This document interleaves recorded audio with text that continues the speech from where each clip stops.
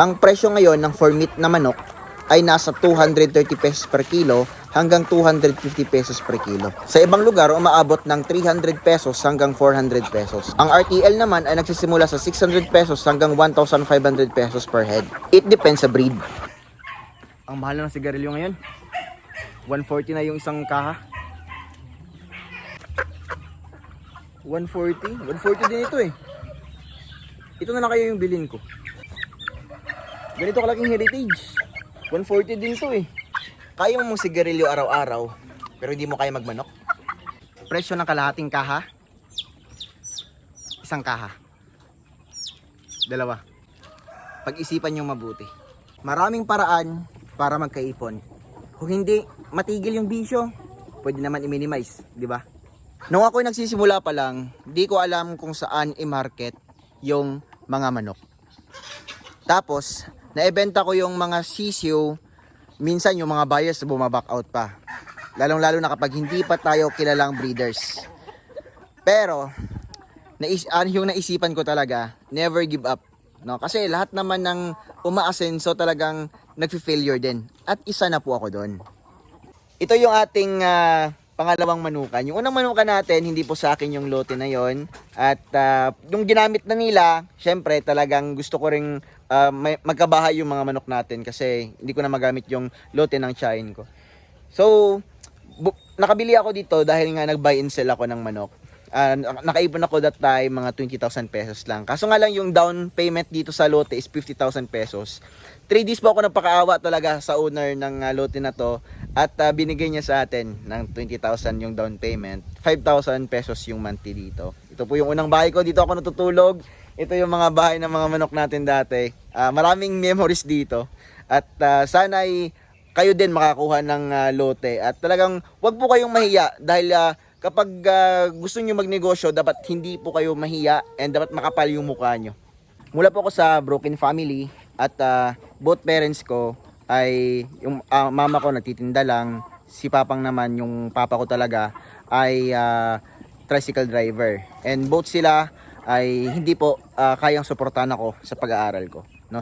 And lalong-lalo na dito sa business ko. Yun nga, naging working student ako nung college, nakapagtapos, nakapaghanap ng trabaho, and nakapag-ipon ng konti, no? At dito ko nakakita yung swerte ko sa pagmamanok. Nagtataka kayo kung bakit ganito na kalaki yung manukan natin.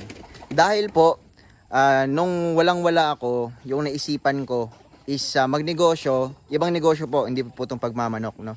At the same time, yung pera sa negosyo is pinapakain ko sa mga manok natin. Yan. Bakit ba pagmamanok talaga ako nag-focus kahit meron akong isang negosyo? Yan. Yung negosyo ko dati, wala na po yun ngayon, tinanggal ko na. Dahil mas gusto ko mag-focus lang dito sa pagmamanok. Dahil may kumontak sa akin na buyer that time nung walang-wala ako. Maraming salamat sa buyer ko, isang company po yon ng foods. Yan. And syempre, maraming salamat sa Diyos dahil nung gipit talaga ako ay may kumontak sa akin. That time, madami na yung manok ko, siguro nasa mga 100 na. Pumunta sila sa farm. Maliit pa yon, hindi pa yung lote ko. Yan. Tapos, yung time na yon ay kumuha sila. Kasi yung ibebenta ko is 40 heads lang. Hindi ko kayang ibenta lahat ng aking manok. Yan. At that time, medyo gipit na sa patuka. Dahil nga, kapag wala kang hindi pa stable yung manok natin, tapos nag-stop na kayo sa trabaho, yan, yung pwede pong mangyari sa inyo ay mahirapan kayo sa paghanap ng pagkain. So, dapat talaga stable na and alam nyo na kaya na pong mag-produce everyday ng inyong manok ng production nila convert into money. Yan. So that time, nagkontrata kami na 100 kilos per week. Yan. So 100 kilos per week yung gusto nilang kunin sa akin. At hindi ko po kayang ma-provide. And naisipan ko kung hindi ko kayang mag-provide, paano kaya ako mag-buy and sell na lang ako para hindi na po sila maghahanap. So pumupunta ako sa mga probinsya at bumibili ako ng manok. Mura pa yung dati sa probinsya, nasa mga 170 lang yung per kilo. And binibenta ko 200 pesos per kilo. Yan. kapag ako na yung nagbebenta. Parang ako yung buy and seller. Yan, buyer and seller. So that time nakita ko napakabilis talaga ng pera. Every week po 'yon, no? So tumigil lang kasi gusto ko mapadami, and may kumontak na naman sa akin na gusto niya ng 3,000 heads per month. No?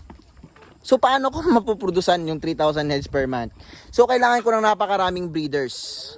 Yan. Kung halimbawa hindi ko man kaya, kailangan ko rin ng tulong nyo.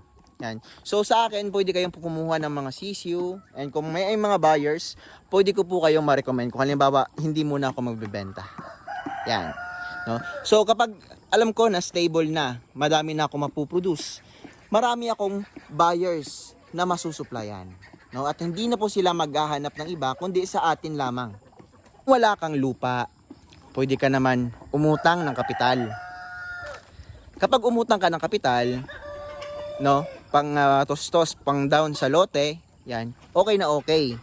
Tapos, budget ka rin ng pang bili ng breeders. Siguro mag-start ka na sa breeders, no? Or kung hindi talaga kaya gusto mo maramihan, pwede naman mag-start ka rin sa CCU. Yan. Para yung gagawin mo, magtrabaho ka muna, no? Don't stop sa work muna. At saka padamihin mo yung manok mo. Yan. No, kung gusto mo talagang may negosyo, yan. Pag alam mo na madami na yung manok mo, breeders na silang lahat, pwede ka na mag-stop sa trabaho mo, no? Kapag kaya mo na magbenta everyday. Yan.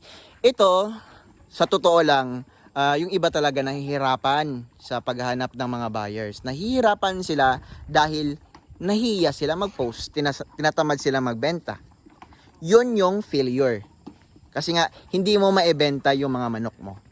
Dapat talaga sa ganitong negosyo, sabi ko, pakapalan talaga ng mukha. Pakapalan ng mukha, habang kumakapal yung mukha mo, kumakapal naman yung pitaka mo. Kumakapal yung bulsa mo. Kumakapal yung pera mo. Ganun po yung sa negosyo, no? Kung meron ka mga restaurants na makikita, nagluluto sila ng mga native chicken, mga free range na manok, pwede ka mag-offer doon, pwede mong i-deal yung manok mo, no?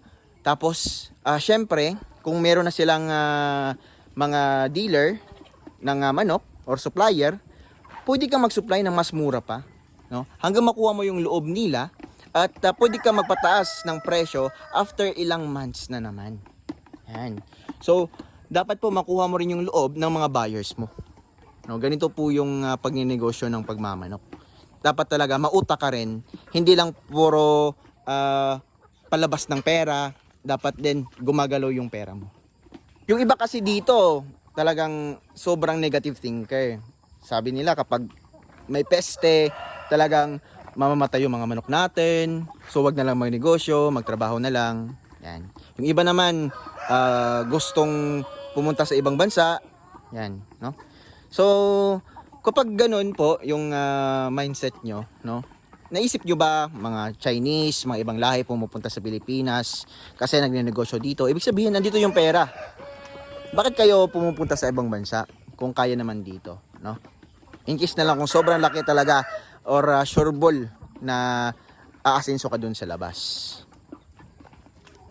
Hindi po mamamatay yung mga manok nyo kapag dinaanan ng peste, basta't meron kayong bakuna, no? Kahit lasota plus IV lang. Yung ibang mga sakit ng manok, kayang-kaya ng gamutin, may mga antibiotics, may mga vlogs tayo about sa mga sakit ng manok. So, napakalaking tulong na po nun kasi nga libre naman yung vlogs natin, no? At saka talaga marami kayong matutunan dahil halos kompleto na yung guide sa YouTube natin and dito sa Facebook natin. Sobrang dami na, and yun po yung matutulong ko sa inyo. Yan. Kung hindi ko man kayo ma-replyan, halos lahat ng tanong nyo andun na po sa YouTube natin, and sa Facebook natin meron din. Kapag umi-income na yung manok nyo, tapos utang pa rin yung lote nyo, doon po kayo kumuha ng monthly na binabayaran nyo sa lote nyo sa mga manok nyo na syempre. Yan. So after mga ilang years, fully paid na po yung inyong lote. Yan. Kung gusto mo or medyo maganda na yung negosyo mo, naparami ka na naman ng breeders, pwede ka nang kumuha ng mas malaking lote, no? Maraming mga lote na mas mura kapag walang titulo, basta't kilala nyo lang yung may-ari. Yan. So sa ngayon dito, itong lote ni Papang, wala pa tong titulo, no? So ito sana ay tatamnan nila ng mais, yan, or sili. Kaso nga lang nirentahan ko at pinapasuwaran ko si Papang. So para sure na, no? Kasi kapag nagtatanim pa siya, syempre baka hindi po sure, kung tag-init masyado, mamamatay yung tanim ni Papang. Yan. Si Papang ko po ay isang stepfather ko lang, pero mahal na mahal ko yan dahil mahal na mahal niya rin ako. Yan, no? Mahal na mahal niya pa ako kumpara sa tunay kong ama. Yan, napaka-supportive nila. Dating-dati mga kanitib, walang-wala talaga ako, no? Halos maiyak ako everyday. Palagi akong gutom. And ngayon, lahat ng pagsisikap ko, lahat ng paghihirap ko, nagbunga na, no? Nakikita nyo naman yan ngayon. And next year, naku po, talagang sobrang dami kong mabebenta. Lahat ng produksyon natin mabebenta ko na. Kaya happy ako. And January or February magbabaksin na naman tayo. Kasi once a year ako magbabaksin. Kung wala ka namang pang-vaccine, mura lang yung vaccine, no? 400 pesos lang. Yan. Kung wala ka namang pang-vaccine, pwede ka magbenta ng isang manok mo or mag-vitamins ka para lumakas yung immune system nila. And mag-prepare ka po ng gamot, no? Kapag may bird flu sa lugar nyo, antibiotics ka agad and vitamins para lumakas yung immune system nila.